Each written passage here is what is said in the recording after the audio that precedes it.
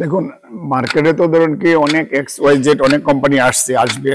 তো আমাদের নিজস্ব 400 টন লাগে 500 টন মার্কেটে সেল আছে। তো আমাদের পার আওয়ার্স ধরুন কি 5 টন দিচ্ছি, আমাদের 10 ঘন্টা গাড়ি এটা চালাতে হয়।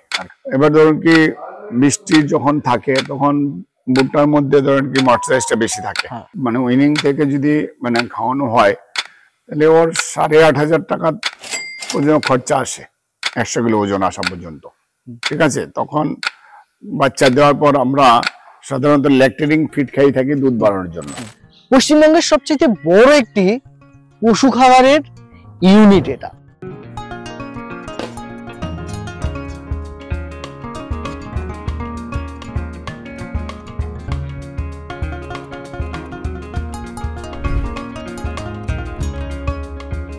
আমি রয়েছি স্টার ফিডের ম্যানুফ্যাকচার ইউনিটে। এখানে তৈরি হয় পশু খাবার। এটা শূকরের খাবারের তৈরির একটি কারখানা আমার পিছনে। আপনারা আমার হাতে অলরেডি দেখতে পাচ্ছেন যে স্টার ফিডের একটি প্যাকেট রয়েছে। এই প্যাকেটেই 50 কেজি খাবার প্যাকিং হয়।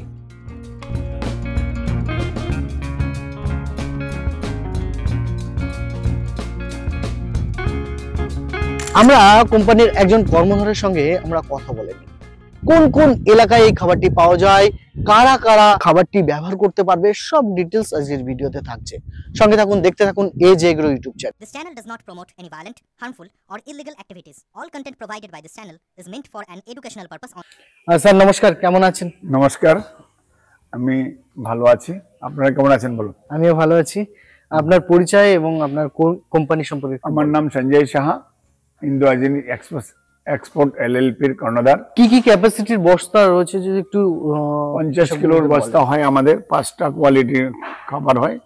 50 কিলোর বস্তা হয় আমাদের এক একটা। কি কি কোয়ালিটি আছে? জেস্টেশন হবে, তারপর হবে আপনার স্টার্টার হবে, গ্রোয়ার হবে, ল্যাকটেশন হবে, এরকম 5টা কোয়ালিটির খাবার আছে। মার্কেটে তো অনেক খাবার রয়েছে, সেই খাবারকে কি আপনাদের এই ফিড টেক্কা দিতে পারছে, বা মার্কেটে কেমন রিভিউ রয়েছে, ফার্মাররা কি সাড়া দিচ্ছে? দেখুন, মার্কেটে তো ধরুন কি অনেক XYZ অনেক কোম্পানি আসবে, অদূর ভবিষ্যতে আসবে। কিন্তু আমাদের একটা এরকম একটা কোম্পানি যার নিজস্ব অ্যানিমেলস আছে, আমরা নিজের অ্যানিমেল করে এটাকে খাইয়ে আমরা এক্সপেরিমেন্ট করে দেখিয়ে দিচ্ছি ফার্মারদের, জেলা এই খাবার খেয়ে আমাদের এতটা ভালো গ্রোথ হয়, এতটা এইভাবে আমাদের পরিচর্যা করতে হয়। সেই হিসেবে আমাদের যা ফিড লাগে, আমাদের নিজস্ব 400 টন ফিড লাগে। এছাড়াও আমরা 500 টন মার্কেটে আদার্স ফার্মাররা আমাদের কাছ থেকে নিচ্ছে। এই 500 টন কি রেগুলার না মাসের? মান্থলি। এখানে একটা বিষয় যে এরপরে তো আরো খামারি বাড়বে বা ফিডের চাহিদা বাড়বে, আপনাদের কত রেগুলার ক্যাপাসিটি রয়েছে? আমাদের টার্গেট ধরুন কি মানে 1000 টন পর্যন্ত আমরা এই 2-3 মাসের মধ্যে আমাদের হয়ে যাবে। কোন কোন টাইমে বাড়ে খাবারের চাহিদাটা? এখন ধরুন কি অল ওভার সিজনেই দেখছি এটা, মানে শীতের সিজনটা একটু বেশি বাড়ে। হ্যাঁ, কিন্তু এখন দেখছি ফার্মার অনেক বেড়ে গেছে এবং এখন কন্টিনিউ আমাদের মাল চলছে। একটা বিষয় হচ্ছে যে আমরা দেখেছি যে এর আগে পিগ ফার্মের ক্ষেত্রে কি হতো, জঙ্গল থেকে খাবার কালেক্ট করা বা লোকাল মার্কেট থেকে খাবার কালেক্ট করা। এখন 80 থেকে 90% কৃষক কিন্তু চলে এসছে শুধু ফিডের উপর নির্ভর। কারণ এই ফিডটা খাওয়াতে গেলে যে আগে যে সমস্যাগুলো হতো, হাইজেনিক প্রবলেম হতো, এই ফিড খাওয়ালে কিন্তু সেই প্রবলেমটা হতো না। ফিডের মধ্যে কি কি রাখছেন এবং কি রয়েছে? ফিডটা আমাদের হাই প্রোটিন দিয়ে তৈরি হয় এবং ভালো ভালো soya quality, high pro soya, ভালো কোয়ালিটির ভুট্টা, ভালো কোয়ালিটির যেটা নাকি ডিওআরবি বলে, চালের পুরু বলে ওটাকে, ওইটা ভালো কোয়ালিটির যেটা, এইসব জিনিস ভালো ভালো জিনিস দিয়ে আমরা এটাকে একটা ফিডটাকে ভালো পর্যায়ে নিয়ে সম্পূর্ণ বিজ্ঞান মেনেই হচ্ছে। বিজ্ঞান মেনেই হচ্ছে, নিউট্রিশন ভালো, নিউট্রিশনের ফর্মুলা নিয়েই খাবারটা হচ্ছে। এবং এটা ল্যাব টেস্ট করা হয় প্রতি মাসে প্রোটিন পার্সেন্টেজটাকে ব্যালেন্স করার জন্য।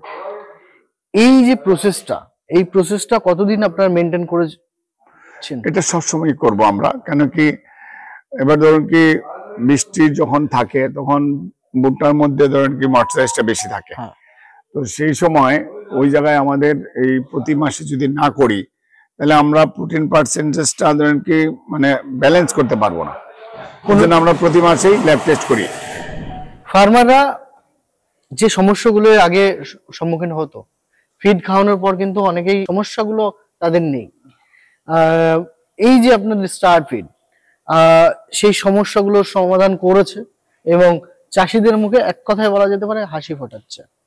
একদমই তাই। তো এই যে স্টার ফিডটা পশ্চিমবঙ্গের কোথায় কোথায় পাওয়া যায় বা কোথায় কোথায় ডিলারশিপ রয়েছে? আমাদের প্রতিটা ডিস্ট্রিক্টেই যাচ্ছে এখন, কোনো ডিস্ট্রিক্টে বাদ নেই। মেদিনীপুর, ঝাড়গ্রাম থেকে ধরে ত্রিপুরা, আলিপুরদুয়ার পর্যন্ত হয়, আসাম পর্যন্ত। এক কথায় বলা যেতে পারে কাকদ্বীপ থেকে কোচবিহার পর্যন্ত সব প্রত্যেকটা জায়গায় ডিস্ট্রিক্টে এবং প্রত্যেকটা ব্লকে আপনার ব্লকে মাল যাচ্ছে। যদি কেউ তার এলাকায় না থাকে বা এই ফিডের ডিস্ট্রিবিউটেড যদি আপনাদের কাছ থেকে নিতে চায়, সেটা কি পাবে? অবশ্যই পাবে।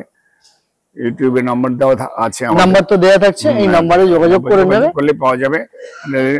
শান্তিপুর মানে আমাদের প্লান্টেরও অ্যাড্রেস দেওয়া আছে, ওই প্লান্টে এসে অন্য কালেক্ট করতে পারে। এই তো নরমাল আমরা যেটা হিসাব করি একটা অ্যানিমেল তৈরি করতে গেলে, যেমন ফ্যাটেনিং এর ক্ষেত্রে একটা হিসাব আসে, ব্রিডিং এর ক্ষেত্রে একটা হিসাব আসে। মোটামুটি এই ফিড খাওয়ালে অ্যানিমেলের ক্ষেত্রে কি হিসাব আসছে ফ্যাটেনিং এর ক্ষেত্রে? একটা অ্যানিমেলকে মানে উইনিং থেকে যদি মানে খাওয়ানো হয় তাহলে ওর 8,500 টাকা পর্যন্ত খরচা আসে, 100 কিলো ওজন আসা পর্যন্ত। আর ফ্যাটেনিং এর এফসিআরটা হলো আপনার কাছে 2.5 কিলো ফিড খাবে, 1 কিলো মাছ সে গুনে নেবে আমাদের কাছ থেকে। মানে অর্থাৎ যে 2.5 কেজি খাবার খাইয়ে 1 কেজি মানে ওজন বডি ওয়েট আসবে, এটা বলতে চাইছেন। এবার মায়ের ক্ষেত্রে কি সমস্যা হয়? মায়ের ক্ষেত্রে কিন্তু একটু আলাদা হয়। মায়ের ক্ষেত্রে কি একটু যদি ডিটেলসে বলেন? মায়ের ক্ষেত্রে ধরুন কি আমাদের এক এক স্টেপ ওয়াইজ, যেরকম যখন নাকি সে বাচ্চা দেবে, ঠিক আছে, তখন বাচ্চা দেওয়ার পর আমরা সাধারণত ল্যাকটেটিং ফিড খাই থাকি দুধ বাড়ানোর জন্য, ঠিক আছে। ওর স্টার্টারটা আমরা শুরু করি বাচ্চাদের মানে যখন মা হোক চাই মানে ও যাই হোক, ওকে আমরা স্টার্টার থেকে শুরু করি। জেস্টেশনটা বাচ্চার যখন নাকি সে প্রেগনেন্সি থাকবে ওই সময় আমরা জেস্টেশনটা দিই, কারণ এটা একটা ব্যালেন্স ফিড আছে, গ্রোথটা ওর পুষ্টিটা ওর শরীরের মধ্যে ঠিক থাকবে, সেই জন্য আমরা এই মার্কেটে জেস্টেশন ফিড নিয়ে আসছি। মায়ের দুধের টাইমে একটা ফিড রয়েছে, বাচ্চা দেওয়ার পর একটা ফিড, মানে সব বিষয়গুলো আপনারা মেনটেন করে আলাদা আলাদা ফিড নিয়ে আসছি। যেমন বলা যেত ফ্যাটেনিং এর ক্ষেত্রে আলাদা ফিড, যখন ও গ্রোথ নেবে তখন মানে গ্রোয়ার, আমরা ওই যে গ্রোয়ার বলে খাবার আছে, তখন ওইটা গ্রোথ নেবে অটোমেটিক, যে ওর বডি ওয়েট বাড়বে, তখন আমরা গ্রোয়ার খাওয়াই, ঠিক আছে। সব আপনাদের কাছে টোটালটাই পাওয়া যাবে। এই যে আপনার কারখানা রয়েছে, যেটা ইউনিট রয়েছে, এই ইউনিটটাই রেগুলার কত খাবার প্রস্তুত করছে? এটা পার আওয়ার্স 5 টন খাবার আমরা তৈরি করি। রেগুলার কত ঘন্টা চলছে? 10 ঘন্টা চলছে। 10 ঘন্টা আমরা মানে আমাদের চালাতেই হয়, কারণ আমার নিজস্ব ফার্মের খাবার আছে এবং মার্কেটে আমাদের বিক্রি আছে। প্রায় 900 টনের খাবার সেল আমাদের হিসাবে রেগুলার বেসিস। মানে মান্থলি 900 টন। 900 টন? হ্যাঁ, তো আমাদের নিজস্ব 400 টন নাকি 500 টন মার্কেটে সেল আছে।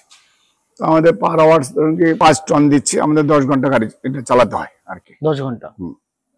তো এই যে একটা চাহিদা প্রচুর বাড়ছে, কিন্তু যত মাস যাচ্ছে যত বছর যাচ্ছে কিন্তু আপনাদের চাহিদা বাড়ছে। এটা বাড়ার কথায় কারণ কি আমরা সেভাবে এটাকে বানানো এবং নিউট্রিশন সেরকম মানে ভালো কোয়ালিটির নিউট্রিশন দেওয়া হয়েছে, ভালো কোয়ালিটির ইনগ্রেডিয়েন্ট ডালা হচ্ছে, এবং এটা খাইয়ে আমরা একদম গ্যারান্টির সাথে বলতে পারি প্রত্যেকটা অ্যানিমেল সুস্থ সবল থাকবে এবং বাচ্চাও বেশি দেবে। এবার এরপরে কি আরো বাড়াবেন? হ্যাঁ, এবার তো ধরুন কি আমাদের একটা নর্থ বেঙ্গলে মানে একটা প্ল্যান্ট চলছে, একটা প্ল্যান্ট বানাবো। নর্থ বেঙ্গলে প্রচুর ট্রান্সপোর্ট খরচা বেশি পড়ে যায়, তো ফার্মারদের আমরা আরো সুবিধা দেওয়ার জন্য ওই জায়গায় আমরা একটা করব, যারা ফার্মাররা আরো মানে ওদের যে কস্টিং আরো কম পড়ে সেই ব্যবস্থা করে দেবো আমরা। এই দক্ষিণবঙ্গ থেকে নর্থ বেঙ্গল যেতে একটা হিউজ ট্রান্সপোর্ট খরচা হয়। ট্রান্সপোর্ট এবার ওই জায়গায় যদি করে দিই তাহলে ওদের ওই কস্টিংটা মানে ফার্মারদের রেটটা কম পাবে একটু। রেট কম পাবে। যেমন এখান থেকে দেখা গেল শান্তিপুরের আশপাশে যেটা রয়েছে যে ডিলার রয়েছে তার তো কস্ট কম পড়ছে, হ্যাঁ। নর্থ বেঙ্গলে একটু বেশি পড়ে যাচ্ছে। তো এই জন্য নর্থ বেঙ্গলের চিন্তা ভাবনা চলছে, নর্থ বেঙ্গলে আমরা একটা প্ল্যান করবো ইতিমধ্যেই। মোটামুটি এই যে অ্যাড্রেসটা রয়েছে এই অ্যাড্রেসটা কি আছে? শান্তিপুর স্টেশন থেকে 12 কিলোমিটার দূর, সরডাঙ্গা ভিলেজ, আলুইপাড়া পোস্ট অফিস, কুতলি থানা এবং সাহা পোল্ট্রি ফার্ম মূলত এটার মানে ল্যান্ডমার্ক নাম্বার। আমাদের কোম্পানির নাম হচ্ছে Indo Asiatic export LLP. Thank you sir, thank you, ভালো থাকবেন আপনারা সবাই।